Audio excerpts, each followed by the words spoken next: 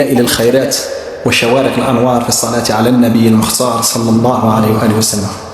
هذا الكتاب الأعجوبة في بابه يعتبر معجزة من معجزات سيدنا رسول الله في الصلاة عليه. ألفه أحد أهل بيته صلى الله عليه وآله وسلم وهو الإمام الجزولي القطب الكبير، وقصته في تأليفه لطيفة.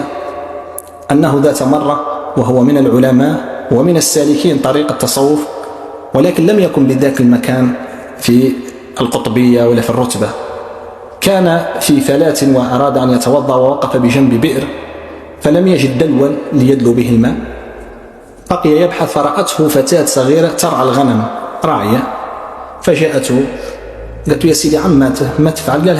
قالت له: أنت الإمام الجزولي يعني شيخنا الكبير، ويعني وما لقيت كيف تطلع الماء؟ قال: كيف؟ بعد فبزقت في البئر فصعد الماء فأمسك به. قال: قولي لي ببركة السر هذا من أين نلتيه؟ قالت: ببركة الصلاة عليه، بكثرة الصلاة عليه. ليت بناتنا يكونن هكذا. فمن هناك عاهد الله سبحانه وتعالى أن يعتكف على الصلاة على سيدنا رسول الله، ثم ألف هذا الكتاب في خلوته دلائل الخيرات، وصار ملازما له يقرأه في اليوم حوالي 7 مرات كاملا مع الأوراد البقية حتى فتح الله عليه، وذهب إلى وجعل خلوة في المسجد النبوي الشريف حتى اجتمع بسيدنا رسول الله يقظة. قال: وقفت عند الشباك الشريف وقلت: السلام عليك يا زين الأنبياء يا زين المرسلين، فسمعته رد علي: وعليك السلام يا زين الصالحين، صلى الله عليه وسلم يا رسول الله. وقال أنه رأى الله سبحانه وتعالى في المنام فقال: يا عبدي أتدري بماذا فضلتك على أهل زمانك؟ فقال: بما يا رب؟ قال: بكثرة صلاتك على حبيبي صلى الله عليه وسلم. فمن هنا كتب الله له القبول ولكتابه، فجمع هذا الكتاب بصلوات هي ظاهرها بسيطة للعامة، ولكن أراد أن يجمع الأمة. لو كتبها صلوات خاصة لعلها لم تجتمع عليها قلوب الأمة.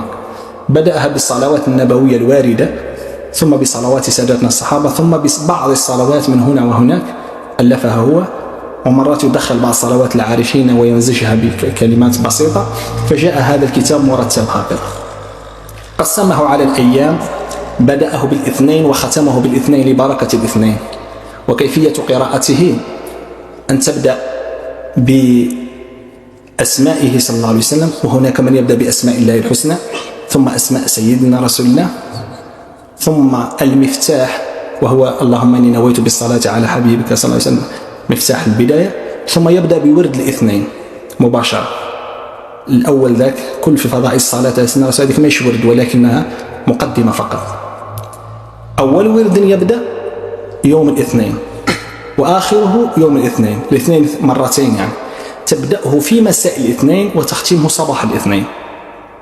تبدأه في مساء الاثنين ومن بعد حتى الاثنين القادم تختم الصباح، والعشية تبدأ الورد هكذا دوي. هذا لمن أراد أن يقرأه في 7 أيام. أما من أراد أن يقرأه في جلسة واحدة يقرأه كما شاء. وهم يبدأ هذا بالمفتاح وبسم الله. وقد عكفت عليه الأمة خدمة له صلى الله عليه وآله وسلم. هم الأمة لما اجتمعت على دلائل الخيرات ليست لذات الكتاب ولا كون كل الأمة مجتمعة على طريقة سيدنا الجزولي. سيدنا الجزولي عنده طريقة من بعد هذا، ولكنهم إنما اجتمعوا على الصلاة على الحبيب صلى الله عليه وسلم.